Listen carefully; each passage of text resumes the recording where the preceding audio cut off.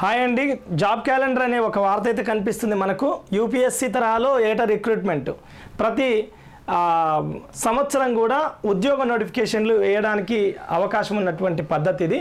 Already UPSC ఇలానే ఇస్తుంది సివిల్స్కి, and కేరళలో కూడా ఇది ఈ విధంగానే చేస్తుంది. అయితే 2 నెలల క్రితమే చేయాలనుకున్నారట ఈ జాబ్ క్యాలెండర్ అనేది తెలంగాణలో.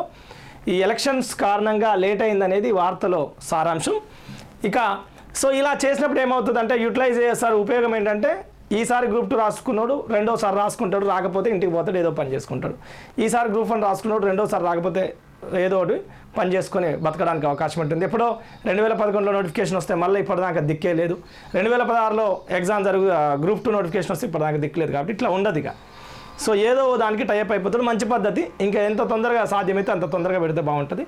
ఇంకా చాలామంది ఈసారి గ్రూప్ 2 గ్రూప్ 3 కంబైన్డ్గా ఉంటుందా, ఎలా ఉంటుంది, మళ్ళీ ధర్నాలు అంటారు అదంటారు అనే ఆలోచనలు ఉన్నారు. ఏదేమైనా డెడికేటెడ్గా ఉన్నటువంటి వాళ్ళు ఎగ్జామ్ ఉంటుందనే ఉద్దేశంలో చాలా స్పెసిఫిక్గా చదవండి. డెఫినెట్లీ నా ఓరియంటేషన్లో అయితే ఎగ్జామ్ ఎట్టి పరిస్థితుల్లో పోస్ట్ పోన్ కాదు అనేది నా వ్యక్తిగత అభిప్రాయం. ఓకేనా? ఇంకా నోటిఫికేషన్లో పోస్టులు పెరిగితే సంతోషమే. డెఫినెట్లీ అది అందరికి కూడా రోస్టర్ పడుతుంది. పోస్టులు ఎక్కువ పెరిగితే వెనక 1-2 మార్కులతో పోతానికి కూడా వారికి అవకాశం వస్తుంది. ఓకేనా?